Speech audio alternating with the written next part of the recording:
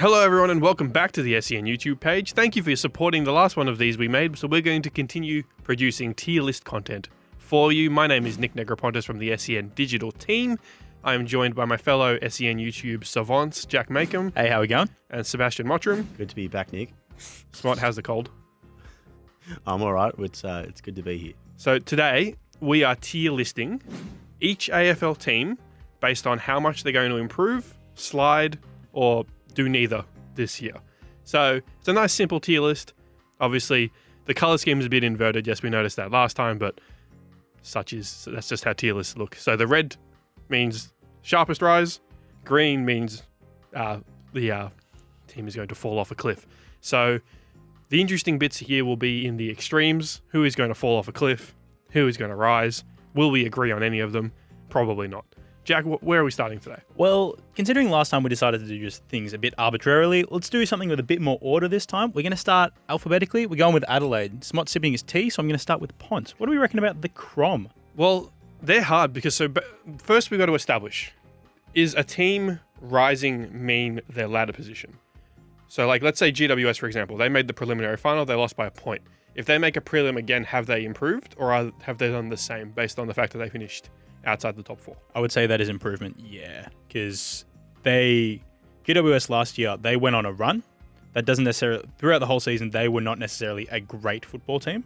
They were great in spurts, as we saw at the end of the year, but they weren't consistently good. If they're consistently good this year, I'd say that's a rise. Yeah, play on with me. Cool. Yeah, that's what I was thinking. So Adelaide, they finish 9th. They should have finished in the 8.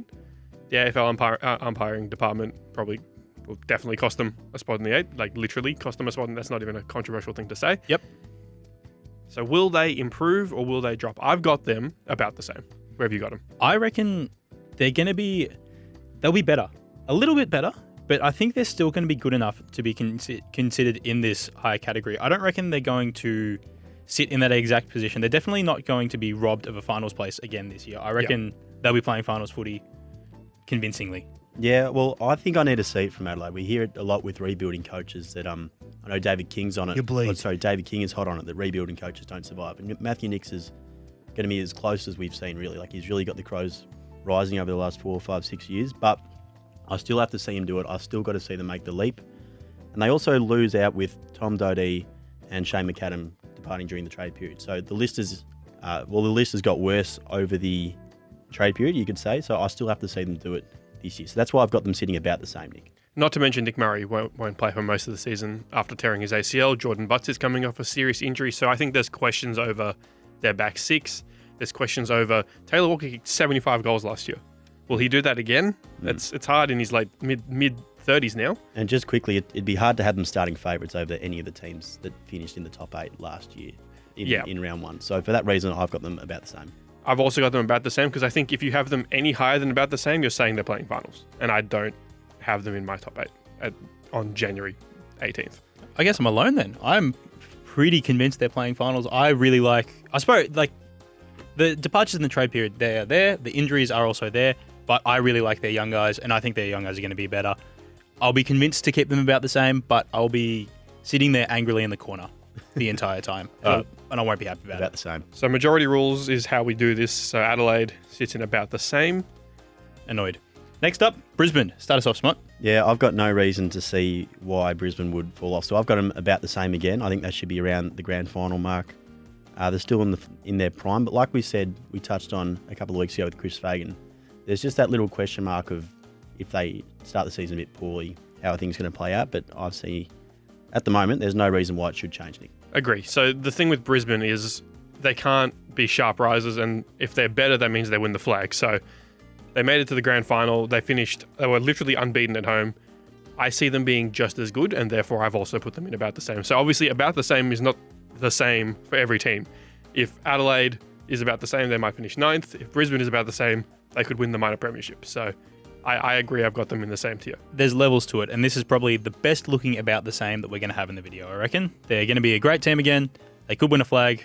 They probably won't drop off. Lock it in. Lock it in. Pont, your Blues. Carlton. So this is hard because Carlton, at the halfway point of the year, were in the bottom 4, and by the end of the year, we're in a preliminary final.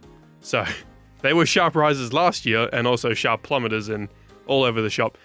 I think Carlton will be a top 4 team this year. So I've put them in the sharp risers category. For me, they are one of my 2 sharp risers because I know they made a prelim, but we're basing it off the ladder.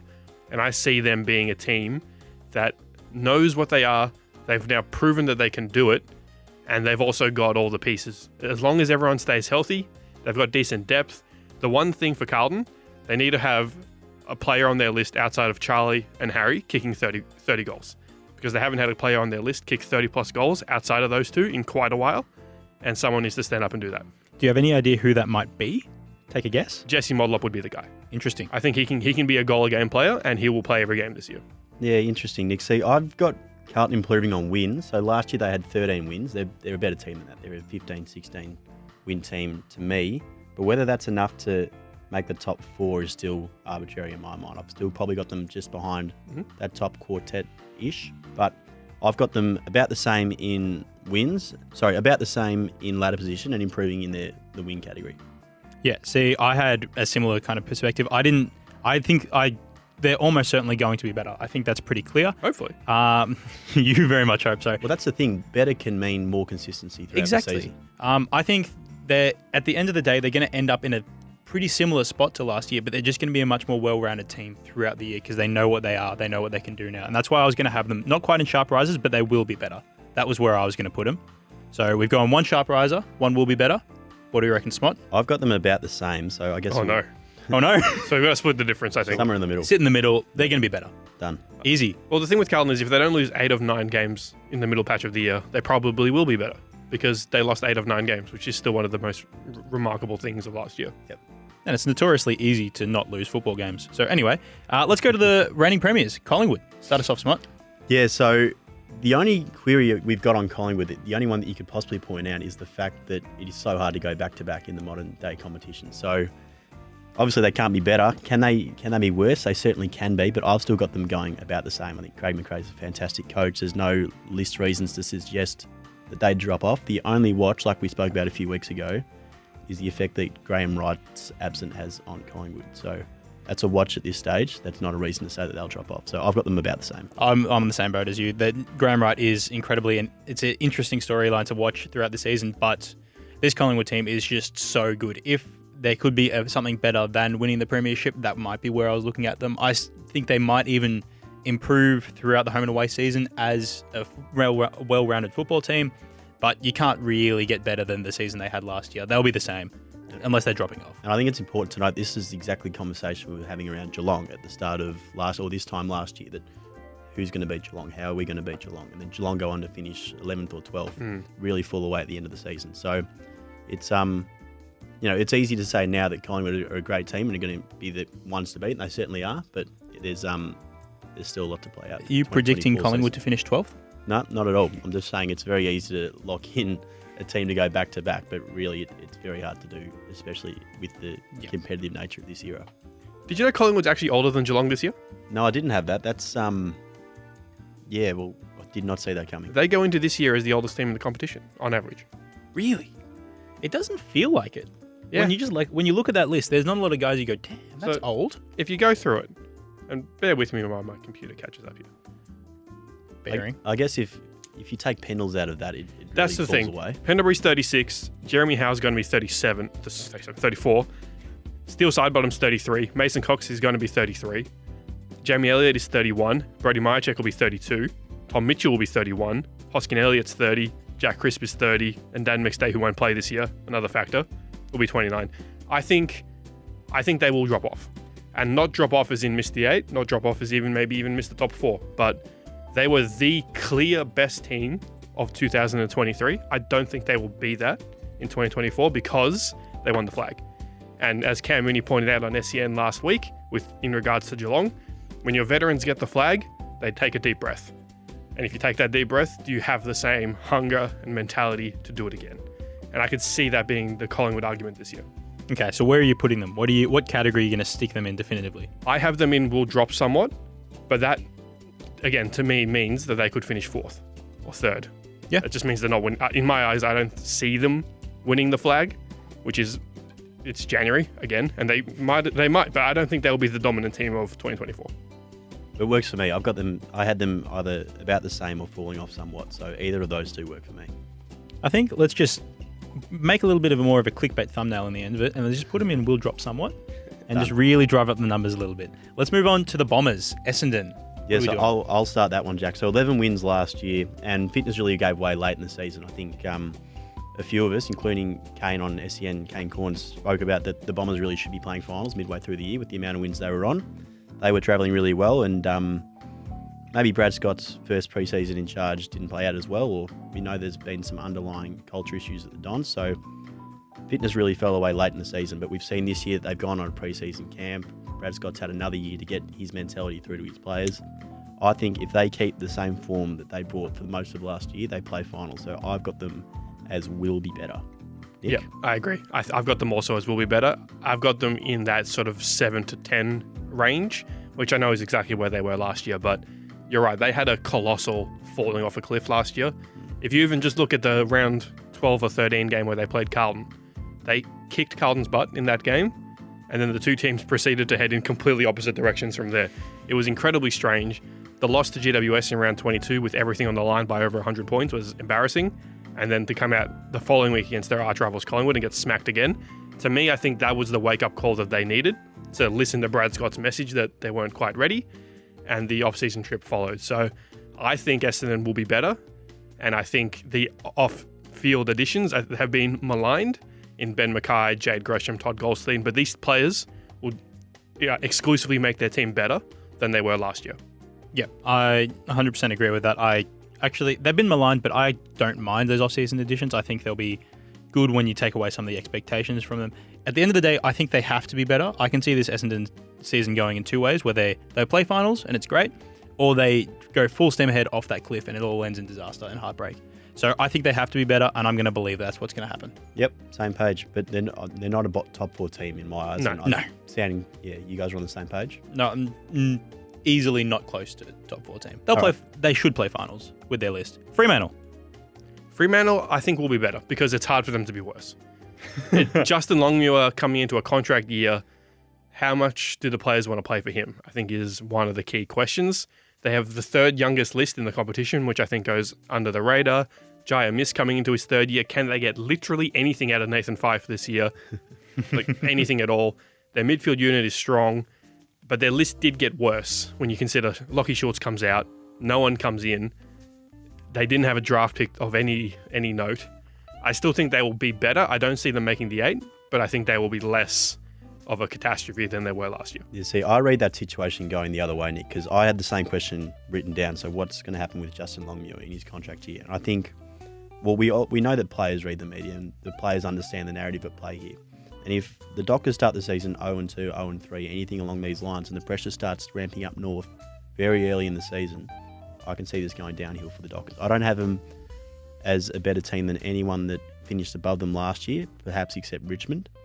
And so for that reason, I've got them probably either falling away slightly or about the same, because they've got the Optus Stadium factor in their favour, Jack, so they win most of their home games being out in the West. But overall, I don't think Fremantle make the 8. Just before you go, Jack, just on your point, Smot, their start to the season, Brisbane at home, North away, Adelaide at home, Carlton at home, Port Adelaide away, and then the Derby.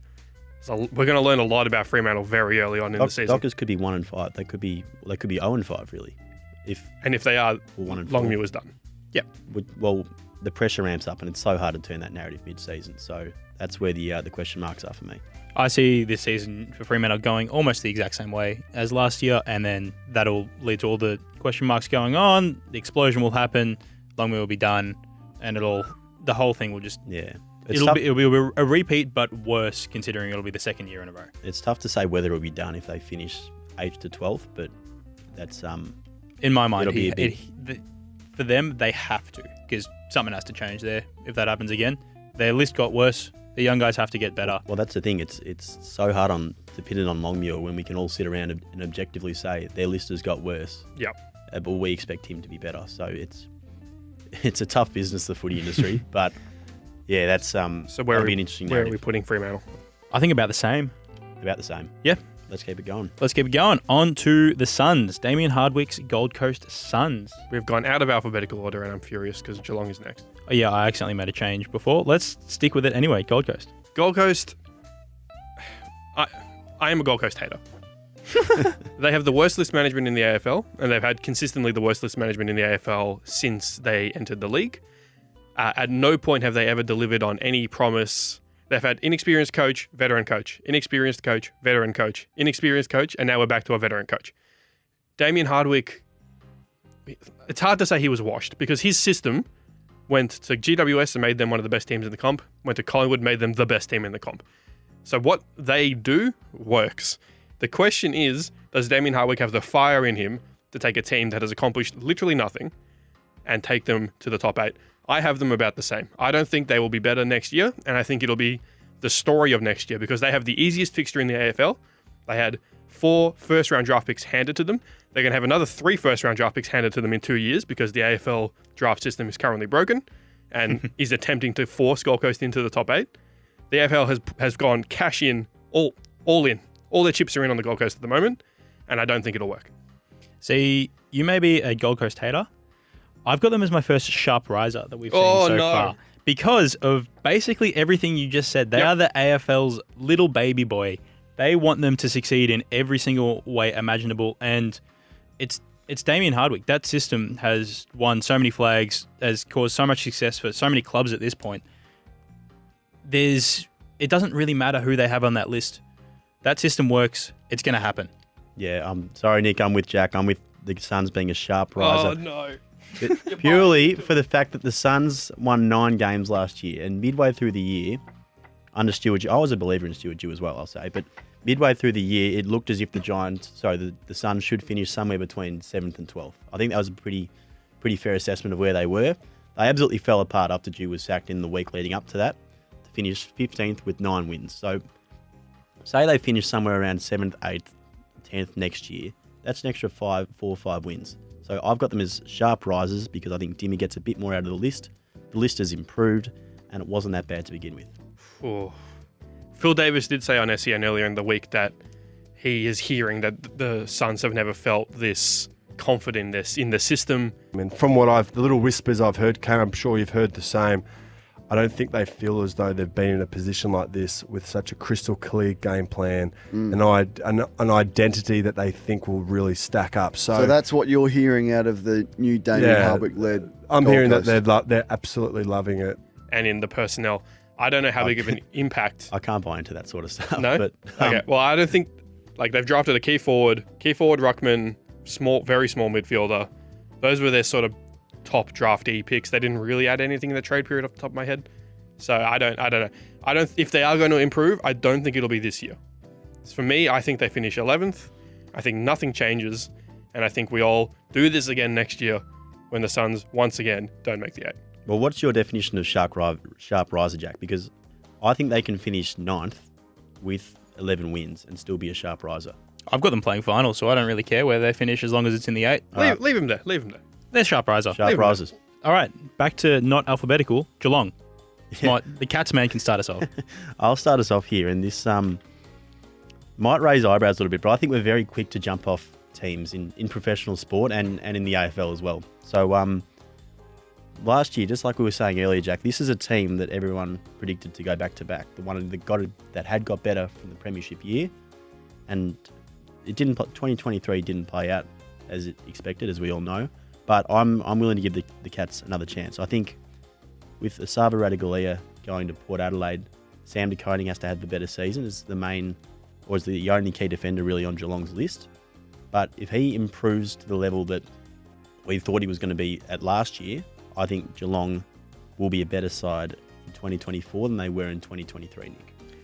Yeah, who plays key back alongside De Koning? And follow-up question, is this the year Toby Conway takes over in the ruck?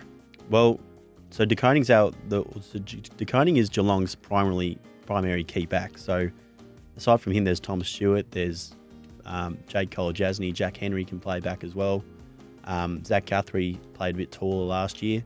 There's a number of hybrid defenders, but in terms of lockdown players, Sam De Koning is the primary one. So if he gets injured or if anything happens to him, there's a big watch on what happens with the Cats. But I'm willing to give them one more go based on the expectations there were for 2023. So you've got them in will be better? Will be better. I also have them in will be better because I think last year was borderline a year from hell for the Cats. Injuries everywhere. Like Cam Guthrie just disappeared off the face of the planet. As Cam Mooney pointed out on SEN, Jeremy Cameron got knocked out and Geelong season got knocked out at the same time. Yep. I think that's entirely fair.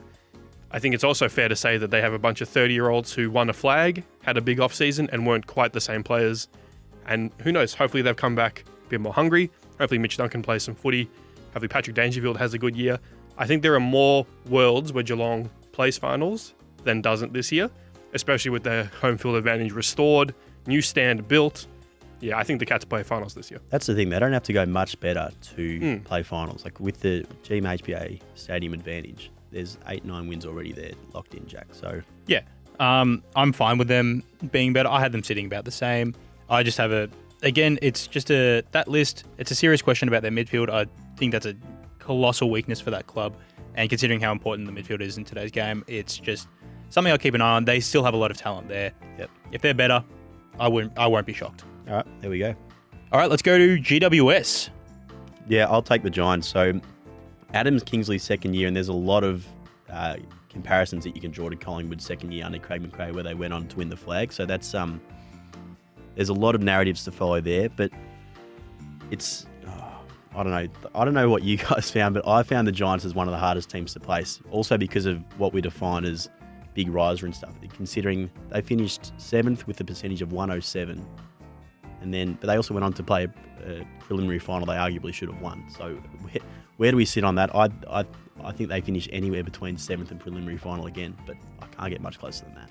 Yeah, see, I think the team that we saw at the end of the Giants season is a lot more reflective of what we're going to see this year than what they were at the start. I have them as one of my other sharp risers. I think they're going to be bloody phenomenal this season. I think they're not quite a premiership threat, but they're in that realm. I'm buying all into that narrative. Their parallels with Collingwood, I love everything about it, and I'm just the biggest fan of the Green Boys, Toby and Tom. I think they're just going to be...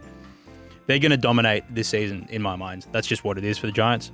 Just trying to make sure I'm in frame in case this does work. GWS are going to win the flag this year. Bang! The Giants are my sharp riser. They have the best 22 they have the best starting 18 in the competition. Their depth, question mark. They have the best key defender in the competition. They have the best midfield in the competition. Tom Green is going to win the Brownlow this year. They have the best wingman in the competition in Finn Callaghan, who has the highest upside of any wingman in the AFL. If Jesse Hogan stays healthy, if Jake Riccardi stays healthy, they've got quality key forwards. Aaron Cadman is an X-Factor, second-year number 1 draft pick. Could be anything. They've got Toby Green, who's the biggest wildcard X-Factor basically key forward in the AFL. I don't think they want for anything. They have a home field advantage. I think the Giants win the flag this year. It's hard to disagree with any of the points you just made there. Very hard to disagree. I also had noted down that I think the Giants' defence is by far and above the best in the competition. Completely agree. And the Giants are going to be a very good team in the long term. Whether it happens in 2024 in the flag sense, I'm not 100% sold, but I think there's one coming in the next 5 years. I think it's their year. Let's move on. Hawthorn. This is a hard one for me because they have a lot of the pieces you want to be the sharp risers. And I think coming out of 2023, a lot of us thought they would be the team that makes the leap, maybe not necessarily to the 8, but makes the leap into the 8. I've got them about the same. I think this will be a transitional year for the Hawks where they stay, maybe not in the bottom 4, but just above that. They win 8 or 9 games. They're impressive when they're good and they're poor when they're bad. And they're just a young team developing. This is Hawthorn to me are like where Carlton was in 2020. People are expecting them to be good, expecting them to rise, and it doesn't quite happen. And that's fine because you've got a young team led by a bunch of young players. Will Day's now injured. I still think they have to find out what their best key forward mix is. Is Marby Chol the guy to be next to Mitch Lewis? What does their backline look like when everyone is healthy and at their best? So I've got Hawthorn about the same. I've got them about the same. I think they're going to look better, but the result is going to be the exact same. They're going to kind of run in place for a little bit. And you're right, it's going to be a transitional year. That Hawthorn, that breakout season for these young Hawks, it is coming. We're just not quite there yet. Maybe 2025, could even be 2026. One thing I do want to note is I'm a massive Marby Chol believer, and I think he might come out as just a really big piece of that forward line. And yeah, they're going to be about the same. but it's just going to look different. We're going to get a sneak preview of what could dominate the league in a couple of years' time. That's interesting. So, following on from your Marbiot Chol point, I'm a massive Mitch Lewis fan. I think Mitch Lewis is going to be a star of the competition if he ever gets some continuity. And if 2024 is that year, Hawks could average 85 points a game, I think. Like, the forward line that Hawthorn has at their disposal now, or Sam Mitchell has his disposal with Mitch Lewis, Marbiot Chol, Jack Gunson, Jack Ginnivan, Luke Proust, more players like that. These are all guys that can average 2 goals a game at least, and some guys can kick 5 or 6. This is I think it's a very, very good team. I'm a massive believer in Sam Mitchell, and I actually had them as up my my other sharp riser. So it's a little bit disappointing. You guys have gone the other way. I'm big on the Hawks, and so in 2023 they had 7 wins. I think they get 10, 11, 12 this year, maybe more, maybe less. But that's interesting. That's my mark that I think they hit. Mitch Lewis can win the Common this year. I think I'm completely in agreement with you. I think Mitch Lewis is a star, and he's just never really had that continuity with his body. He hasn't played more than 15 games in a season for the last 3 years, which is the years that he really should have been coming into his prime. But he's shown so much potential, and with the right foil that he's now got in Chol and Gunson back, he's got Ginnivan and Bruce at his feet. Like, this is, we could be looking at this forward line in 8 months' time and saying, how did we miss this? Because that is a seriously good list. It is, and their backline is quite good. They just need to get that fullback spot, which is obviously the most important spot. But that is, to me, the hole that they need to fill. But otherwise, yeah, they've got. I'm happy to be talked into will be better. Can I talk you into it, Jack? I can go will be better. I want them to be better.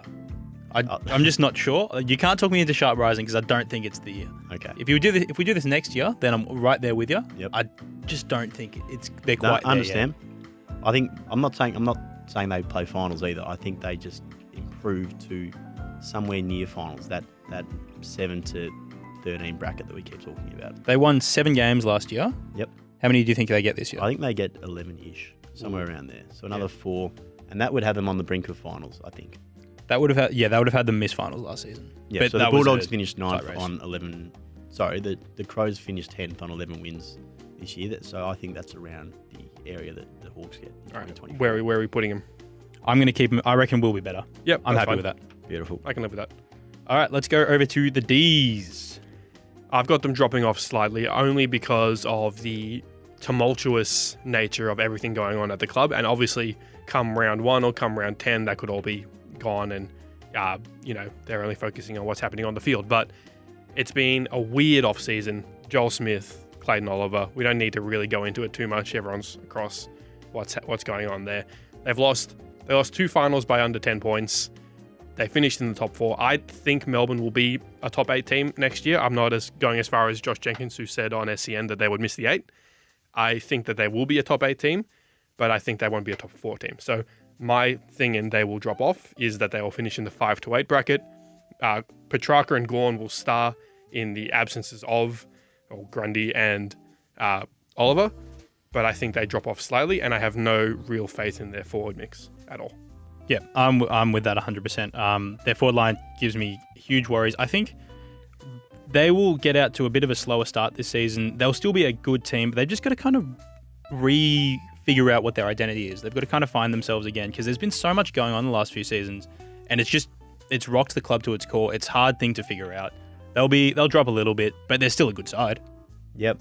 See, here's the thing I think we forget about a little bit. I think if Melbourne or Simon Goodwin had Harrison Petty, Jake Melksham and Jacob Van Ruin at his disposal in the semi-final that they eventually lost to Carlton by 2 points, I think it'd be very hard to argue that Melbourne doesn't win that game.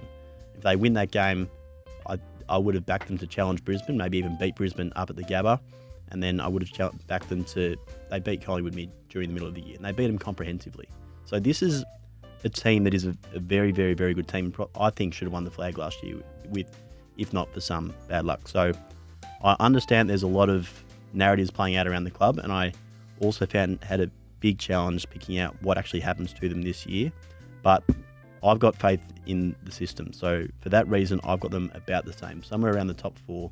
But it is a watch to see what happens without Adam Uze. Fair point. And that's another point. Adam Uze was their matchday coach, and he's no longer there. So that's something to watch. And I think we'll leave them in the we'll drop somewhat category based on majority rules. Yep. But I think you're right. They are in the if you're saying 5 out of 10 is about the same, I think I've got them at like 4.5.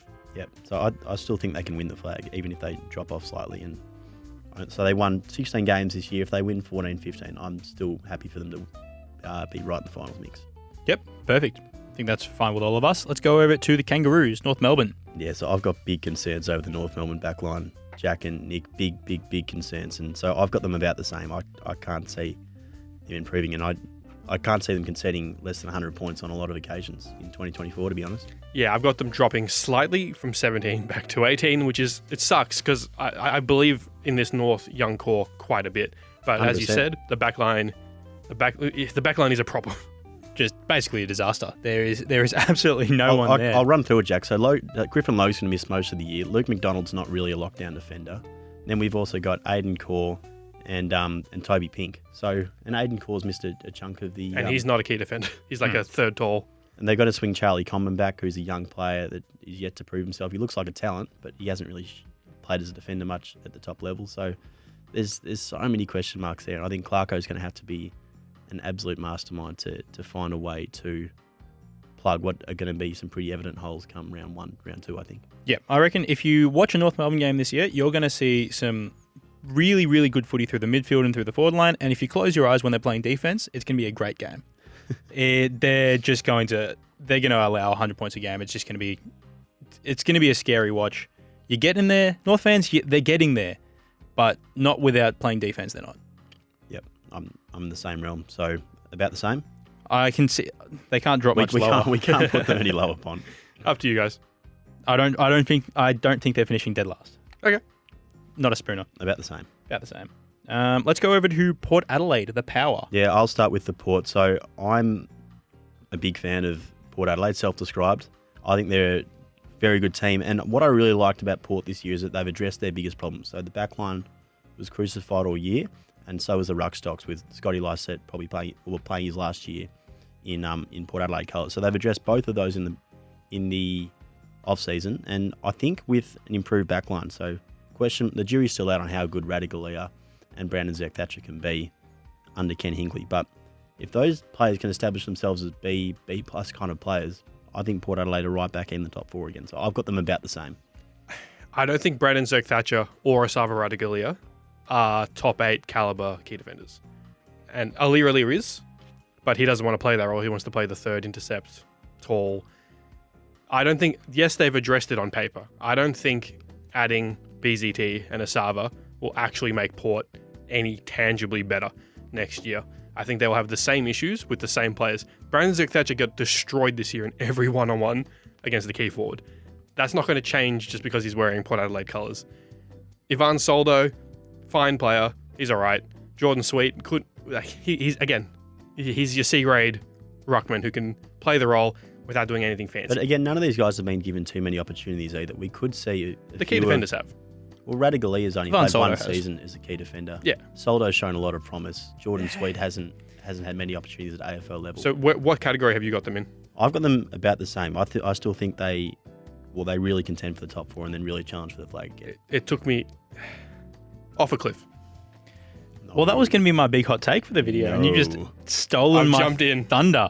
I have them off the cliff as well. Everything Pont said, I'm doubling down on. I'm tripling down on even. I don't see it with these guys. The name on paper, they've addressed all the issues that they had.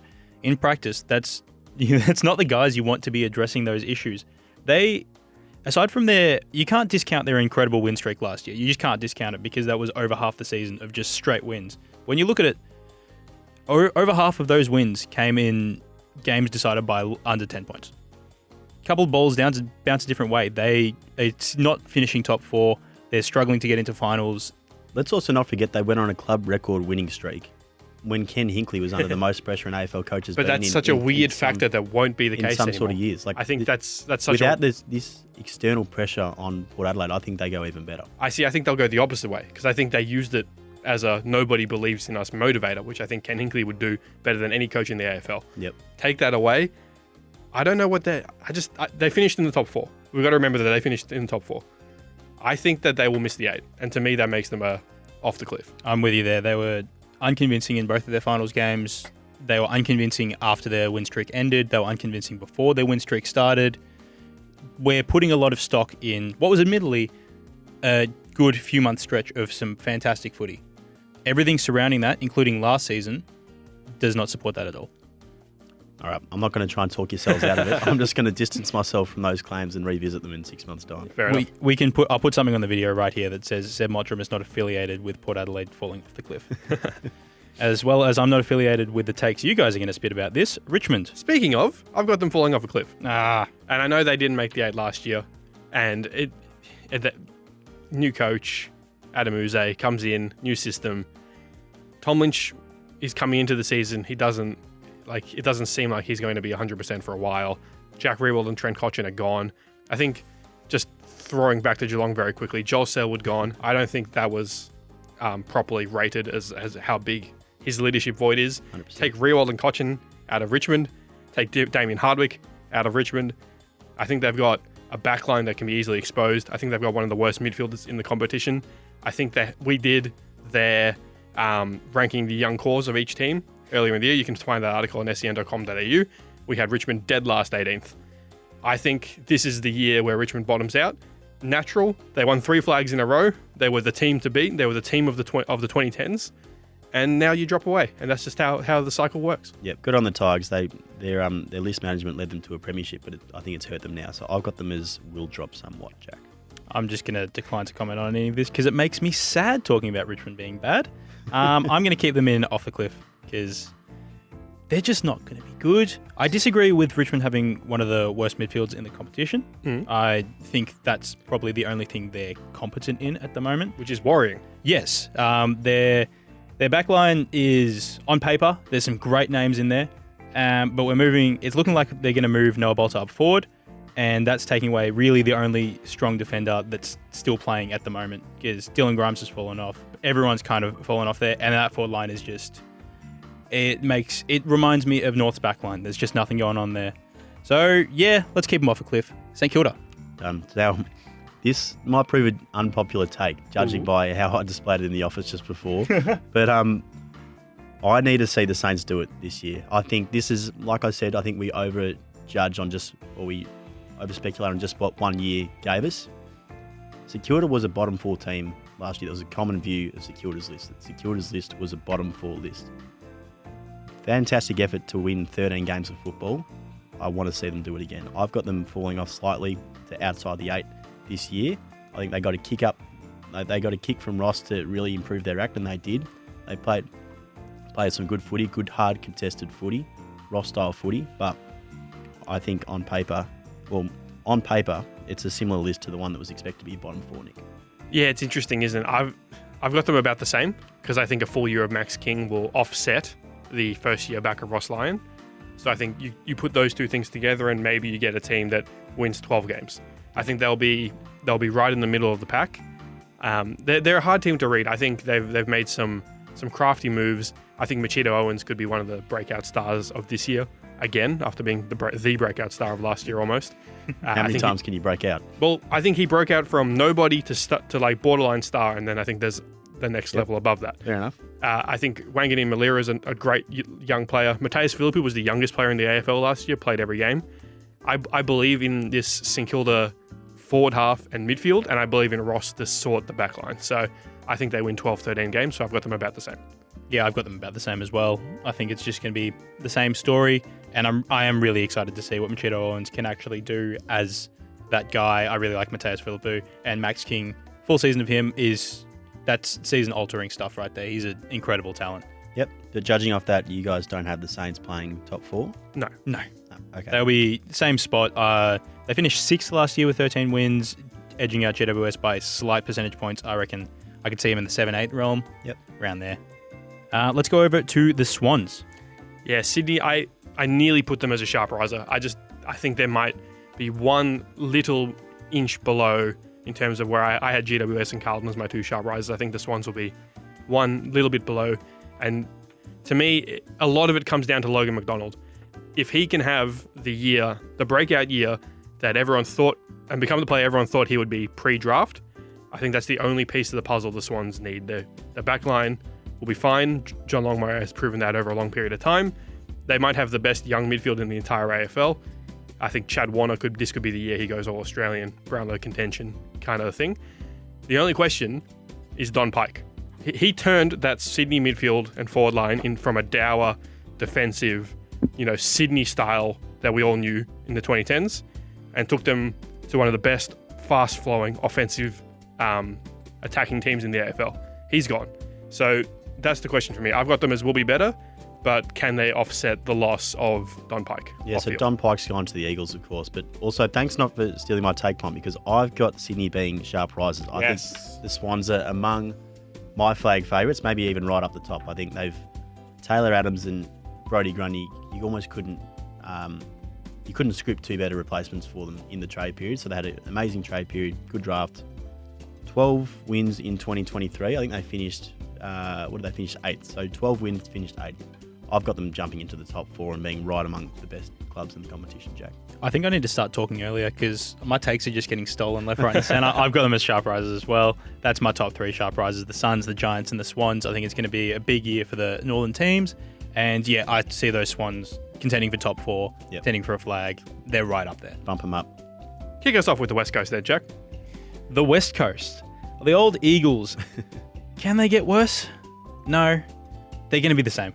I don't see them getting better. I see them being a little bit more interesting to watch. They've got Harley Reid, but I get the feeling those kind of injury struggles are going to be happening again. We've already seen it. Tim Kelly's missing some time throughout the preseason. I'm concerned about them once more. How many clubs do 3 soft tissue injuries in a week of preseason training? It's not great. How many clubs have you ever seen do that? I can't think of many. I can't think of any off the top of my head. I can't think of one where they're coming off 2 years of complete injury decimation and then they're starting the 3rd year with that again. Doesn't sound great. No. So I've got the Eagles about the same. I think it's very bad signs to start the year. Adam Simpson's press conference was also a weird one to watch, his first one of 2024. So I need to see them do it until I start believing in anything that the Eagles are cooking. Agreed. Why would they be better this year? Yes, they've added Harley Reid, Tyler Brockman. Good players, will play every game for them this year. But what else? They've got the same coach, same system, probably. Clearly the same injury issues. And they've brought in a new fitness boss as well, who is still, and they've still got the same injury issues now. And you can't change a fitness system in an off season. That's a 2 to 3 year project. I think we've learned that, haven't we? Yeah. I think they finish bottom 2, and I think that they are about the same for that reason. About the same. And last off, we're going to go to the Western Bulldogs. And this is a club that I think they missed finals barely last season, finishing on 12 wins and losing out to Sydney because they had the draw, so they missed by 2 points. I think they have to be better. They will be better, and they have to be better. Otherwise, Luke Beveridge is going to be in strife. I've got it written down here. How can they be worse? I don't think you can tip them to be worse with the list that they've got. I've still got a little watch on the defense of the Dogs. So Liam Jones needs to have a big year, like he has been, but Liam Jones needs to have a good year. He's very imperative for them. But I can't see this sort of quality on a list in the midfield and the forward line especially go any worse than the 12 wins that they had in 2023. And like you said, if it does, I think Luke Beveridge is unfortunately had his time with the Western Bulldogs. Yeah, exactly. That list, Kane Corns has been bullish that he believes that it's in one of the top 3 lists in the entire competition. Well, I'm not going to go that far, but that is an absolutely star-studded list. There are some names there, and there's been some stars that, not stars necessarily yet, but there's been players there that are ready to break out. Like Jamara, we've been predicting his breakout season for the last couple of years, and he's shown signs of it. He's not quite there. Could this be the year? Maybe, but the Bulldogs will be better. They can't get much worse with the talent that they've got there. We are unanimous. I think Jamara will be the breakout player of this year. I think this is the year where he makes it as a key forward. This is the year Sam Darcy does enough to show that he is a key defender of the future. Yep. And I think Riley Sanders will play 22 games for them as a midfielder and be, and will make the loss of Bailey Smith less felt. They will be better. I think they play finals. Or, as you said, Beveridge is out. And what this means is we have 9 teams improving and 4 teams dropping away. Aren't we a positive lot? There's going to be a lot of teams playing finals this year, we can say. Well, as we said before, improving does not necessarily mean we see you as a top 8 team. I don't think any of us have Hawthorn in the top 8. No. I don't understand why either of you have Gold Coast in the top 8. Because they're elite, man. And I don't think any of us really have Essendon necessarily playing finals, even if they are better. So yes, we have more teams improving, and the teams we have dropping off, 2 of them we both have as probably top 4 to 6 teams. So while we have probably looked a bit too positive here, it is all in context. Well, that's right. I think the Saints are the only team in the top 8 from last year that I've got missing the top 8 this year. And by the sounds of it, we don't really have too many others. I think all of the Pies, Lions, Port, Melbourne, Carlton, Giants and Swans. Speak for yourself on Port. For me, at least, they're all essentially locked in. I know you 2 have both got Port Adelaide missing, but outside of those, I think we're all relatively similar on what the top 8 is expected to be for this year. Pretty much. Yeah, well, thank you all for tuning in so far. If you've made it this far in the video, please leave a comment and tell us which team you think will rise the furthest and which team will fall the furthest in 2024. Again, thank you for watching. We will continue to do these because it's a nice little change of pace to the content that goes up on this YouTube channel and, something a bit different to the usual sort of SEN sound. So thank you again for tuning in. Boys, where can they find you on social media? I'm Jack Makeham at Jack Makeham. It's a tough one, I know. Seb Mottram on Twitter. Thanks, guys. If you disagree with Seb, please tweet him. Thank you again for tuning in.